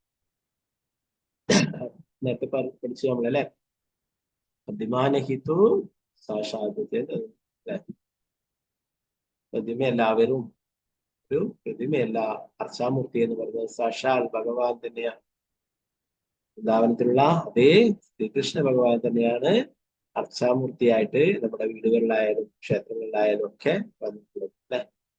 അത് എല്ലാം ചെയ്യും. നമുക്ക് നമ്മുടെ ഭൗതികമായിട്ടുള്ള കണ്ണുകൾ കൊണ്ട് കാണാൻ ഇന്നലെ നമ്മൾ പറഞ്ഞ പോലെ പ്രേമാഞ്ചന ചുരുക ഭക്തർ അല്ലെ, പ്രേമത്തിന്റെ അഞ്ചനം എഴുതിയ കണ്ണുകൾക്ക് എല്ലാം കാണാനായിട്ടും ഭഗവാൻ കഴിക്കും, ഭഗവാൻ സംസാരിക്കും അല്ലെ, എല്ലാം ചെയ്യും ഭഗവാൻ. നമുക്ക് കാണാനായിട്ട് സാധിക്കില്ല. പരിശുദ്ധ ഭക്തന്മാർക്ക് ഇതൊക്കെ കാണാൻ സാധിക്കും. അവര് ഭഗവാനോട് സംസാരിക്കും. ശ്രീപ്രഭുപാദരുടെ പോലെ ശുദ്ധ ഭക്തന്മാരൊക്കെ അർച്ചാമൂർത്തിയോട് സംസാരിക്കുന്നത് സാക്ഷാൽ ഭഗവാന്റെ. അതിനാലാണ് ശിലാലോഹം, മരം, ആഭരണങ്ങൾ, ചായം മുതലായ വസ്തുക്കൾ എത്തിയ ക്ഷേത്രത്തിലെ വിഗ്രഹങ്ങളെ ഭക്തന്മാർ ആരാധിക്കും. ഈ വസ്തുക്കളെല്ലാം സ്ഥൂലങ്ങൾ അഥവാ ഭൗതികങ്ങളാണ്. അവിടെയുള്ളത് ഭൗതിക രൂപമാണെങ്കിൽ പോലും ഭക്തന്മാർ ആരാധനയുടെ തത്വങ്ങൾ പാലിക്കുന്നത് ഭഗവാന്റെ യഥാർത്ഥ രൂപത്തിൽ നിന്നും ആധ്യാത്മിക രൂപത്തിൽ നിന്നും വിഭിന്നമായിരിക്കുകയാണ്. എന്തുകൊണ്ടാണ് നമുക്ക് ന്യൂനതകളുണ്ട്. നമുക്ക് ഭഗവാന്റെ സച്ചിദാനന്ദമയമായിട്ടുള്ള രൂപം കാണാനായിട്ടുള്ള കഴിവില്ല. അതുകൊണ്ട് ഭഗവാൻ എന്താണ്? ഭഗവാൻ നമുക്ക് എന്തെല്ലാം വസ്തുക്കൾ കാണാനായിട്ട് സാധിക്കുമോ അതിൽ ഭഗവാൻ അവതരിക്കും. നമുക്കൊരു മരമായാലോ കല്ലായാലോ ലോഹമായാലോ ഒക്കെ കാണാൻ സാധിക്കില്ലേ? എന്നാൽ സച്ചിദാനന്ദമയനായിട്ടുള്ള ഭഗവാനെ കാണുക എന്ന് പറയുന്നത് നമുക്ക് ദുഷ്കരമാണ്. അതുകൊണ്ട് ഭഗവാൻ നമ്മോട് കാരുണ്യം കാണിക്കാനായിട്ട് ഇങ്ങനെയുള്ള വസ്തുക്കളിൽ അവതരിച്ചിരിക്കുന്നു. ശിലയിലായിട്ടും അല്ലെ, മരത്തിലായിട്ടും, ദാരുബ്രഹ്മനായിട്ടും, ജഗന്നാഥ ഭഗവാനായിട്ടാണ് ശിലയിലായിട്ടും, അതുപോലെ തന്നെ ലോഹത്തിലായിട്ടും, ചായത്തിലായിട്ടും, അല്ലെ, പടങ്ങളായാലും ഒക്കെ ഇതൊക്കെ ഭഗവാന്റെ അതേ രൂപം തന്നെയാണ്. ഭഗവാൻ തന്നെയാണ്, സ്വയം ഭഗവാൻ തന്നെയാണ് അർച്ചാമൂർത്തിയായിട്ട്, അർച്ചാവിഗ്രഹങ്ങളായിട്ട് വന്നിട്ടുള്ളത്.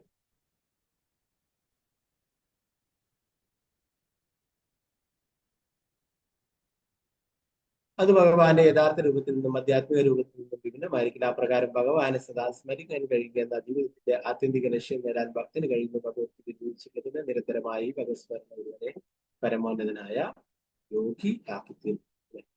എന്താണ്? ധ്രുവമരാജാവ് ഭഗവാനിലാണ് മനസ്സുറപ്പിച്ചിട്ടുള്ളത്.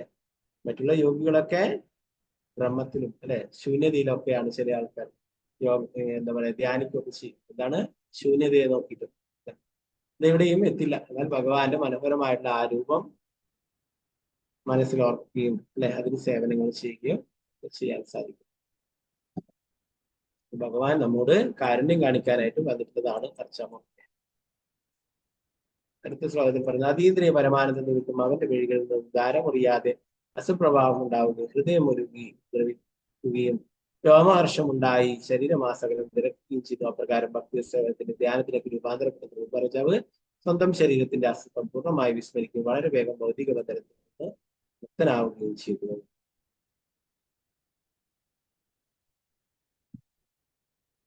ഭൗതിക ബന്ധനത്തിൽ മുക്തനാവുക എന്ന് പറഞ്ഞാല് ശരീരം ഉപേക്ഷിച്ച് പോയെന്നല്ല, ഭൗതികമായിട്ടുള്ള ഒന്നിനോടും അറ്റാച്ച്മെന്റ് ഇല്ലാതെ പൂർണ്ണമായിട്ടും മനസ്സ് ഭഗവാൻ തന്നെ ഉറപ്പിക്കുകയുണ്ടായി. ഈ ഭൗതിക ലോകത്തിലാണെങ്കിലും അവര് മുക്താത്മാവാണ്, മുക്തി നേടും എന്ന് പറയും. ഇതാണ് ഭൗതിക ബന്ധനങ്ങളിൽ നിന്ന് മോചനം. ശ്രവണം, കീർത്തന, സ്മരണം, അർച്ചനം തുടങ്ങിയ 9 വിധത്തിലുള്ള നിർദ്ദിഷ്ട ഭക്തി സേവനത്താൽ ഒരു ഭക്തന്റെ ശരീരത്തിൽ വ്യത്യസ്തങ്ങളായ ലക്ഷണങ്ങൾ പ്രകടമാകും. ഭക്തൻ മാനസികമായി മുക്തനായി കഴിഞ്ഞാൽ സൂചിപ്പിക്കുന്ന 8 വിധത്തിലുള്ള ശാരീരിക പരിണാമങ്ങളെ അഷ്ടസാത്വിക വികാരങ്ങൾ. ഒരു ഭക്തൻ അവന്റെ ശാരീരിക അസ്തിത്വം പാടെ വിസ്മരിക്കുമ്പോൾ അവൻ മോചിതനായി കഴിഞ്ഞെന്ന് മനസ്സിലാക്കപ്പെടുന്ന അവൻ പിന്നീട് ശരീരത്തിൽ ഉണ്ടായിരിക്കുക. അതിന് ഉദാഹരണം പറയുന്നത്, ഒരു നാളികേരം പൂർണ്ണമായി ഉണങ്ങി വരണ്ടു കഴിയുമ്പോൾ അതിനുള്ള കോപ്ര ചിരട്ടയുടെയും പുറന്തോടിന്റെയും ബന്ധനത്തിൽ നിന്ന് മുക്തനാകുന്നത് പോലെ എന്നാണ് ഇവിടെ കൊടുത്തിട്ടുള്ള ഉദാഹരണം എന്ന് പറയുന്നത്. ഒരാള് ഭഗവാന്റെ ഭക്തി സേവനത്തിൽ പൂർണ്ണമായും മുഴുകി കഴിയുമ്പോഴും ശുദ്ധഭക്തന്മാർ അഷ്ടസാത്വിക വികാരങ്ങൾ പ്രകടിപ്പിക്കുന്നു. അല്ലെ, ശ്രീ ചൈതന്യ മഹാപ്രഭു നമ്മൾ ചൈതന്യ ചരിതാമത്തിലൊക്കെ പഠിക്കുകയുണ്ടായിരിക്കുന്ന ശ്രീ ചൈതന്യ മഹാപ്രഭു പലപ്പോഴും അങ്ങനെയുള്ള അഷ്ടസാത്വിക വികാരങ്ങൾ പ്രകടിപ്പിക്കുകയുണ്ടായിരുന്നു. അല്ലെ,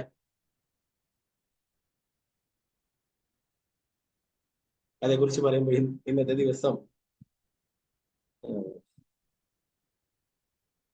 ശ്രീ ദേവാനന്ദ പണ്ഡിറ്റിന്റെ ഡിസംബറൻസ് ഡേ ആണ്. ഈ ഒരു ലീലയില്, ദേവാനന്ദ പണ്ഡിറ്റിന്റെ ലീലയില് ഇങ്ങനെയുള്ള ഒരു കാര്യം നടക്കുന്നുണ്ടായിരുന്നു. ദേവാനന്ദ പണ്ഡിറ്റ് എന്ന് പറയുന്നത് ഭാഗവതരാണ്. അദ്ദേഹം ഭാഗവത കഥകള് നടത്തുന്ന ആളാണ്, ഒരു ഭക്തനാണ്. അദ്ദേഹത്തിന് ധാരാളം ശിഷ്യന്മാരൊക്കെ. ഒരിക്കലും ഭാഗവതം പറഞ്ഞുകൊണ്ടിരിക്കുന്ന അവസരത്തിൽ അവിടെ ശ്രീവാസ് പണ്ഡിറ്റ് എത്തിച്ചേരുകയുണ്ടായി. ചൈതന്യചരിതാമത്തിൽ നമ്മൾ പഠിച്ചിട്ടുള്ളതാണ് ഇതിനെ കുറിച്ച്. അപ്പൊ ശ്രീവാസ് പണ്ഡിറ്റ് അവിടെ എത്തിച്ചേരുകയും അദ്ദേഹത്തിന്റെ ഭാഗവതം കേട്ട് കേട്ട് അതീന്ദ്രിയ ആനന്ദം ഉണ്ടാവുകയും അവിടുന്ന് ഇങ്ങനെയുള്ള അഷ്ടസാത്വിക വികാരങ്ങളൊക്കെ പ്രകടിപ്പിക്കുകയും അവിടെ നൃത്തം ചെയ്യുകയും വീഴുകയൊക്കെ. ഉടനെ അദ്ദേഹത്തിന്റെ ശിഷ്യന്മാരൊക്കെ ശ്രീവാസ് പണ്ഡിറ്റിനെ എടുത്തിട്ട് പുറത്തേക്ക് കൊണ്ടുപോയി ഇടുകയുണ്ടായി. ഇത് വെറുതെ അഭിനയിക്കുന്നതാണെന്ന് കരുതിയിട്ട്, അങ്ങനെ ഇതൊരു നമുക്കൊരു ശല്യമായി എന്ന് കരുതിയിട്ട് കൊണ്ടുപോയിട്ട് പുറത്തിടുകയുണ്ടായി. ശ്രീവാസ് ഠാക്കൂർ അവിടുന്ന് സങ്കടത്തോടെ തിരിച്ച് വീട്ടിലേക്ക് പോകും. പിന്നീട് മഹാപ്രഭു ഇതറിയുകയും അദ്ദേഹത്തിനെ വഴക്ക് പറയുകയുണ്ടായി. ഇങ്ങനെയുള്ള ശുദ്ധ ഭക്തന്മാരോട് അപരാധങ്ങൾ ചെയ്യുന്നത് കൊണ്ട് എനിക്ക് ആ ഭാഗവതത്തിൽ രുചിയില്ലാതായിട്ട്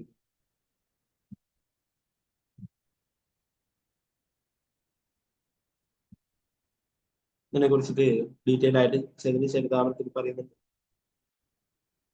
അപ്പോ അവിടെ ശ്രീവാസ് താക്കൂർ അതീന്ദ്രിയ ആനന്ദം ഉണ്ടായിരുന്നത് അവിടെയുള്ള ആർക്കും തന്നെ മനസ്സിലാക്കാനായിട്ട് സാധിച്ചില്ല. ശ്രീ ചൈതന്യ മഹാപ്രഭുവിന്റെ ലീലയിൽ ഇങ്ങനെ ഉണ്ടായിരുന്നല്ലേ ജഗന്നാഥ പുരീക്ക് വെച്ചിട്ട് ശ്രീ ചൈതന്യ മഹാപ്രഭുവിനുള്ള അഷ്ടസാത്വിക വികാരങ്ങളൊക്കെ പ്രകടിപ്പിച്ചപ്പോൾ ആരൊക്കെ എടുത്തു കൊണ്ടുപോവുകയുണ്ടായി. ഇതേപോലെ അല്ലെ. ഇപ്പൊ ഒരു ശുദ്ധഭക്തൻ ഇങ്ങനെയുള്ള കാര്യങ്ങളൊക്കെ ഭഗവാന്റെ സത്കൃതികൾ കേൾക്കുമ്പോൾ, ഭഗവാന്റെ കീർത്തനങ്ങൾ കേൾക്കുമ്പോൾ ഒക്കെ ഉള്ള അതീന്ദ്രിയമായിട്ടുള്ള ആനന്ദത്തിലായിത്തീരും. അവര് ആ ശരീരബോധം തന്നെ മറന്നുകൊണ്ട് അതീന്ദ്രിയ അവസ്ഥയിലായിരിക്കും. ശ്രീപ്രഭുപാദയുടെ ശിഷ്യൻ ശ്രീല ഗൗർ ഗോവിന്ദ് സ്വാമി മഹാരാജ് ഇസ്കോൺ ഭുവനേശ്വരിൽ ഉണ്ടാക്കിയിട്ടുള്ള അദ്ദേഹം മായാപൂരിൽ ഒരു വലിയൊരു സങ്കീർത്തന ഒരു പ്രോഗ്രാം നടന്നുകൊണ്ടിരിക്കുമ്പോൾ ആരുടെയോ ഡിസ്പറൻസ് ഡേ പെരസ് ഡേ അങ്ങനെ എന്തോ ഒരു ഫംഗ്ഷനിൽ വലിയ കീർത്തനം നടന്നുകൊണ്ടിരിക്കുമ്പോൾ ഗൗർ ഗോവിന്ദ് സ്വാമി മഹാരാജും ഇതുപോലെ ആയിത്തീരും. ആ ശരീരബോധം മറന്നുകൊണ്ട് അതീന്ദ്രിയമായിട്ടുള്ള അവസ്ഥയിൽ എത്തിച്ചിരിക്കും. പിന്നീട് അദ്ദേഹം അതിൽ നിന്നും മോചിതരാകാൻ വേണ്ടിയിട്ട് കുറെ കാലമെടുത്തു വന്നു.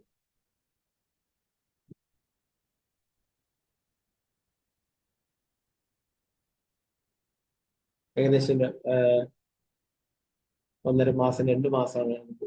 അത്രയും കാലങ്ങള് അദ്ദേഹം ആ ഒരു അവസ്ഥയിൽ തന്നെ ഉണ്ടായി എന്ന് പറയുന്നത്. സമാധി അവസ്ഥയിൽ മറ്റുള്ള ഭൗതികമായിട്ടുള്ള യാതൊരു കാര്യങ്ങളെ കുറിച്ചിട്ടും ഓർമ്മയോ ബോധവും ഇല്ലാതെ മുഴുവനായിട്ടും ഭഗവാനെ കുറിച്ച് മാത്രമുള്ള ആ ഒരു ബോധത്തിൽ അദ്ദേഹത്തിന്റെ റൂമിൽ ഉണ്ടായിരുന്ന ഒരു വ്യക്തി ഇതിനെ കുറിച്ച് പറയുകയുണ്ടായി. യൂട്യൂബിലൊക്കെ പോയി നോക്കിയാൽ കാണാൻ പറ്റും ആ ഒരു കാര്യത്തെ കുറിച്ച്. അദ്ദേഹത്തിന്റെ സുഹൃത്ത് പറയുന്നത് അത് ആ റൂമിലായിരുന്നു ഉണ്ടായിരുന്നത് അദ്ദേഹം പറഞ്ഞു. അപ്പൊ അദ്ദേഹത്തിനെ ഒന്നും കഴിക്കുന്നില്ല, ഭക്ഷണമൊന്നും കഴിക്കുന്നില്ല, വെള്ളമൊന്നും കഴിക്കുന്നില്ല. സദാസമയവും ഭഗവാനെ നാമം ജപിച്ചുകൊണ്ട് ഭഗവാനെ വിളിച്ചുകൊണ്ട് ഓടിപ്പോകും. അവിടെ ചുമരിലൊക്കെ ഭിത്തിയിലൊക്കെ അടിക്കും, വീണ്ടും അവിടെ താഴെ വീഴും, ബോധം കിടും, ചിലപ്പോഴൊക്കെ വീണ്ടും എഴുന്നേറ്റ് വീണ്ടും ഓടിപ്പോകാനും. അപ്പൊ അങ്ങനെ ഒരു 2 മാസത്തോളം കാലം അങ്ങനെ ഉണ്ടായിരുന്നത്. ഡോക്ടർമാരൊക്കെ വന്ന് പരിശോധിച്ചപ്പോൾ അദ്ദേഹത്തിന് യാതൊന്നുമില്ല, എല്ലാം കറക്റ്റാണ്, എല്ലാ കാര്യങ്ങളും കറക്റ്റായിട്ട് നടക്കുന്നുണ്ട്, യാതൊരു അസുഖവും ഇല്ല അദ്ദേഹത്തിന് എന്ന് പറയുന്നുണ്ട്. എന്നാൽ അദ്ദേഹം പ്രസാദം കഴിക്കുകയോ വെള്ളം പോലും കുടിക്കുകയോ ഒന്നും ചെയ്യുകയുണ്ടായിരുന്നു. പിന്നീട് കുറച്ച് കാലങ്ങൾക്ക് ശേഷം പഴയ സാധാരണ അവസ്ഥയിൽ എത്തിച്ചേരും. അപ്പോ ശുദ്ധഭക്തന്മാരുടെ ആ പ്രവർത്തനങ്ങൾ സാധാരണ ആൾക്കാർക്ക് മനസ്സിലാക്കാനായിട്ട് ഒരിക്കലും സാധിക്കില്ലായിരുന്നു. ഇവിടെ ധ്രുവ മഹാരാജാവ് പൂർണ്ണമായിട്ടും ഭൗതികമായിട്ടുള്ള എല്ലാ കാര്യങ്ങളും ഉപേക്ഷിച്ചിട്ട് പൂർണ്ണമായിട്ടും ഭഗവാന്റെ ഭക്തി സേവനത്തിലേർപ്പെട്ടു ഭഗവാന്റെ ആ രൂപം ആരാധിക്കുകയും അതിൽ തന്നെ മനസ്സുറപ്പിക്കുകയും ചെയ്തു.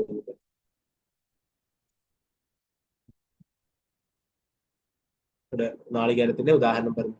ഒരു കൊപ്ര അത് തോടിനോടും അല്ലെ അതിന്റെ പുറംതോടിനോടും ചിരട്ടയോടും ഒന്നും അറ്റാച്ച്മെന്റ് ഇല്ലാതെ സ്വതന്ത്രമായി നിൽക്കുന്നു. അതുപോലെ തന്നെ ഭൗതിക ലോകത്തിലാണെങ്കിലും യാതൊരു ഭൗതികമായിട്ടുള്ള കാര്യങ്ങളും ബാധിക്കാതെ പൂർണ്ണമായിട്ടും അതീന്ദ്രിയ അവസ്ഥയിലാണ്, മുക്താവസ്ഥയിലാണ് എന്നത്. അതുപോലെ ഭക്തി സേവനത്തിൽ പൂർണ്ണമായി മുഴുകി കഴിയുമ്പോൾ ഒരു സ്ഥൂല സൂക്ഷ്മ ശരീരങ്ങളുടെ ആവരണങ്ങളിൽ മോചിതരാകും. ധ്രുവ മഹാരാജാവ് യഥാർത്ഥത്തിൽ ഒരു തടവില്ലാതെയുള്ള ഭക്തി സേവനത്തിലും ജീവിതത്തിന്റെ ഈ അവസ്ഥ നേടിക്കഴിഞ്ഞു. അദ്ദേഹം നേരത്തെ തന്നെ മഹാഭാഗവതൻ എന്നും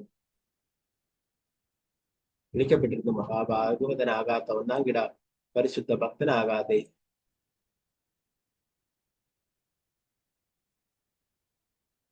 ഒരുവനിൽ ഇത്തരത്തിലുള്ള ലക്ഷണങ്ങൾ പ്രകടമാവില്ലായിരുന്നു. ശരി, മഹാപ്രഭു ഈ ലക്ഷണങ്ങളെല്ലാം പ്രകടമാക്കിയിരുന്നു. ഹരിദാസ് ഠാക്കൂറും മറ്റതുപോലെ മറ്റനേകം പരിശുദ്ധ ഭക്തന്മാരും ഈ ലക്ഷണങ്ങൾ പ്രദർശിപ്പിക്കുന്നു.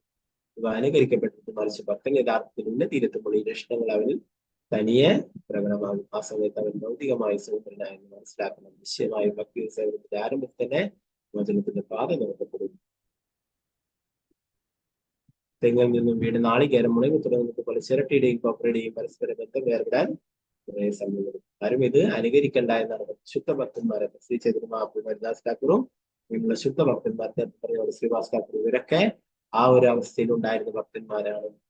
അപ്പൊ പൂർണ്ണമായിട്ടുള്ള ഭക്തി സേവനങ്ങൾ ചെയ്തിട്ട് ഉയർന്നു വരുമ്പോൾ ഈ അവസ്ഥയിൽ എത്തിച്ചേരും അല്ലെ. അത് കൃത്രിമമായിട്ട് അനുകരിക്കണ്ട എന്ന് അവരോട് പറഞ്ഞു.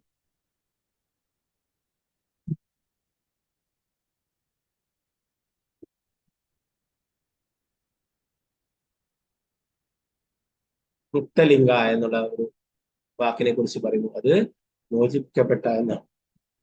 മുക്ത എന്നാൽ മോചിപ്പിക്കട്ട എന്ന്, ലിംഗ എന്നാൽ സൂക്ഷ്മ ശരീരം എന്നുമാണ്. അപ്പൊ നമ്മള് മരിക്കുമ്പോൾ നമ്മുടെ സ്ഥൂല ശരീരം ഉപേക്ഷിക്കും. സൂക്ഷ്മ ശരീരം എന്നാൽ അത് നമ്മുടെ ആത്മാവിന്റെ കൂടെ തന്നെ ഉണ്ടാവും അല്ലെ. മനസ്സ്, ബുദ്ധി, നിത്യഹങ്കാരം എന്നുള്ളത്.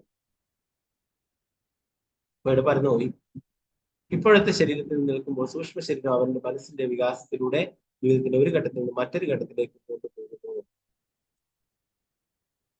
ശൈശവത്തിൽ നിന്നും ബാല്യത്തിലേക്കും അങ്ങനെ ആ ശരീരത്തിന് മാറ്റങ്ങൾ ഉണ്ടാവും പോലെ തന്നെ അല്ലെ. ഒരാളുടെ കുട്ടിയുടെ ശരീരം മുതിർന്നും അങ്ങനെ മാറി മാറി വരുന്നു അല്ലെ. ബാല്യാവസ്ഥ, കൗമാരം, യൗവനം അല്ലെ, അങ്ങനെ അവസ്ഥയ്ക്ക്. അപ്പൊ അതുപോലെ ഇവിടെ പറയുന്നു യുവാവിന്റെ മാനസികാവസ്ഥ ബുദ്ധന്റെ നിന്ന് വ്യത്യസ്ത. അതുകൊണ്ട് മരണസമയത്ത് സൂക്ഷ്മ ശരീരത്തിലൂടെ ശരീരങ്ങളുടെ മാറ്റപ്രക്രിയ നടക്കുന്നു. മനസ്സും ബുദ്ധിയും നിത്യാങ്കാരം ആത്മാവിനെ ഒരു സ്ഥൂല ശരീരത്തിൽ മറ്റൊരു സ്ഥൂല ശരീരത്തിലേക്ക് കൊണ്ടുപോകുന്നു. ഇതിനെ ആത്മാവിന്റെ പരകായ പ്രവേശനം. പക്ഷെ ഒരുവൻ സൂക്ഷ്മ ശരീരത്തിൽ നിന്നും പോലും മോചനാകപ്പെടുന്ന മറ്റൊരു ഘട്ടമുണ്ട്. ആ സമയത്ത് അവൻ അതീന്ദ്രിയ ലോകത്തേക്ക് അഥവാ ആധ്യാത്മിക ലോകത്തേക്ക് മാറ്റപ്പെടാൻ പൂർണ്ണമായും അർഹനും പര്യാപ്തനും തയ്യാറായി കഴിഞ്ഞവനായി. സൂക്ഷ്മ ശരീരത്തിൽ നിന്നും മോചിതനാകപ്പെടും അല്ലെ. ഇതാണ് നമ്മുടെ മിഥ്യാഹങ്കാരമൊക്കെ ഇല്ലാതായി തീരുകയും അല്ലെ. ഭഗവാനാണ് പരമദിവ്യത്വപുരുഷൻ. ആ ഭഗവാന്റെ സേവനങ്ങളിൽ പൂർണ്ണമായിട്ടും ഏർപ്പെട്ടിരിക്കുന്ന ഒരാൾക്ക് ആധ്യാത്മിക ലോകത്തിലേക്ക് തന്നെ പോകാനായിട്ട് സാധിക്കും അല്ലെ. ഭഗവത് ധാമത്തിലേക്ക് എത്തിച്ചേരാനായിട്ട്. ധ്രുവ മഹാരാജാവിന്റെ ശാരീരിക ലക്ഷണവും വിവരണവും അവൻ ആധ്യാത്മിക ലോകത്തേക്ക് മാറ്റപ്പെടാൻ തികച്ചും യോഗ്യനായി കഴിഞ്ഞിരിക്കുന്നു എന്ന് കാണിക്കുന്നു. സ്ഥൂല ശരീരവും സൂക്ഷ്മ ശരീരവും തമ്മിലുള്ള വ്യത്യാസം ഒരുവന് അനുദിനം അനുഭവിച്ചറിയാൻ കഴിയും. ഒരുവൻ ഉറക്കത്തിൽ സ്വപ്നം കാണുമ്പോൾ അവന്റെ സ്ഥൂല ശരീരം കിടക്കയിൽ ശയിക്കാൻ, ആ സമയത്ത് സൂക്ഷ്മ ശരീരം അവന്റെ ആത്മാവിനെ വ്യത്യസ്തമായ ഒരു അന്തരീക്ഷത്തിലേക്ക് വഹിച്ചു കൊണ്ടുവരുന്നെങ്കിലും സ്ഥൂല ശരീരത്തിന് ഇവിടെ തുടരേണ്ടത്. സൂക്ഷ്മ ശരീരം തിരികെ വന്നാൽ അത് പ്രവേശിക്കുന്നു. അതുകൊണ്ട് സൂക്ഷ്മ ശരീരത്തിന് മോചനം നേടേണ്ടതുണ്ട്. ഈ മോചനമാണ് മുക്തലിംഗ എന്ന് പറയുന്നത്. തന്റെ മോചനത്തിലുള്ള ലക്ഷണങ്ങൾ പ്രകടമായ ഉടനെ ആകാശത്തിൽ നിന്നും അതിമനോഹരമായ വിമാനം 10 ദിക്കുകളെയും പ്രകാശിപ്പിച്ചുകൊണ്ട് വെട്ടിത്തിളങ്ങുന്ന പൂർണ്ണചന്ദ്രനെ പോലെ താഴേക്ക് ഇറങ്ങി വരുന്നത് കാണുകയുണ്ടായിരുന്നു. മഹാരാജാവ് ഭക്തിയുടെ സേവനങ്ങൾ ചെയ്തുകൊണ്ടേയിരിക്കുമ്പോഴേ ഒരു മനോഹരമായിട്ടുള്ള വിമാനം അവിടേക്ക് വരികയുണ്ടായിരുന്നു. നിരന്തരായ ശ്രീമദ് ഭാഗവതത്തെ ഹരേ കൃഷ്ണ.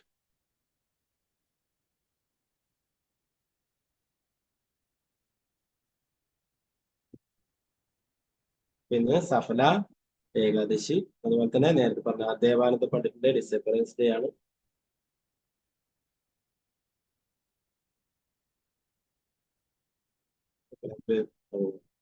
വേഗത്തിൽ ഏകാദശിയുടെ ആ മഹാത്മ്യം കൂടി നോക്കിയിട്ട് ക്ലാസ് തിരിച്ചെടുക്കാം.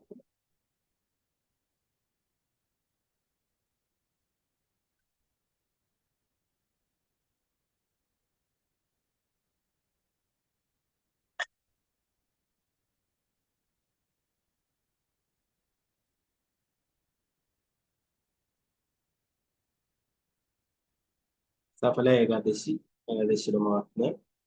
പൗഷമാസത്തിലെ കൃഷ്ണവർഷത്തിൽ സംഭവിക്കുന്ന ഏകാദശിയാണ് സഫല ഏകാദശി. ഈ ഏകാദശിയുടെ മഹത്വത്തെ കുറിച്ച് ബ്രഹ്മാണ്ഡ പുരാണത്തിൽ ശ്രീകൃഷ്ണ ഭഗവാനും യുധിഷ്ഠിര മഹാരാജാവും തമ്മിലുള്ള സംവാദത്തിൽ വിശദീകരിക്കും.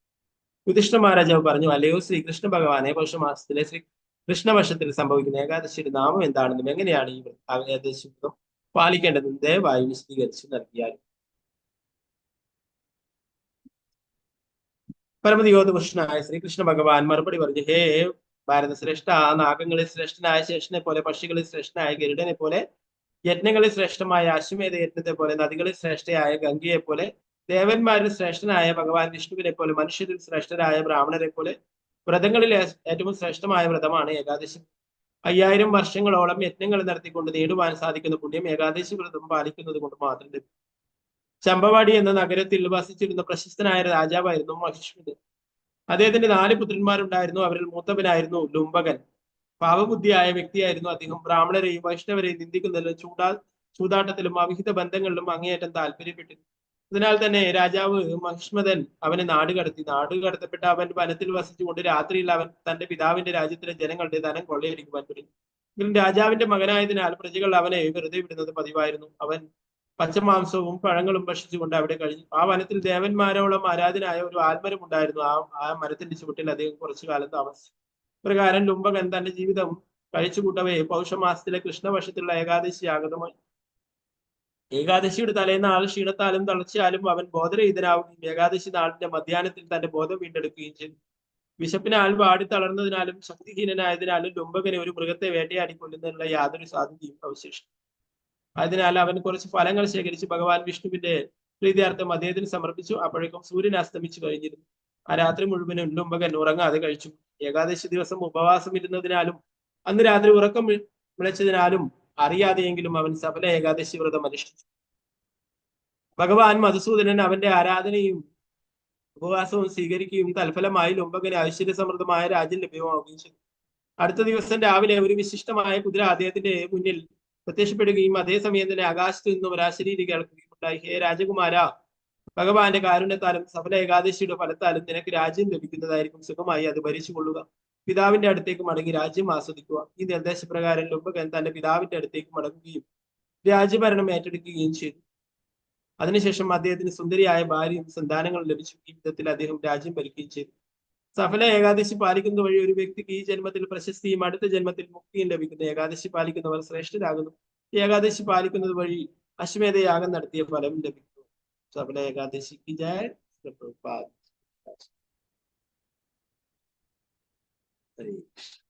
നിങ്ങൾക്ക് ഭാഗങ്ങൾ എന്തെങ്കിലും സംശയങ്ങളുണ്ടെങ്കിൽ ഉയർത്താം, ഇല്ലെങ്കിൽ ക്ലാസ് ചുരുക്കാറുണ്ടാകും.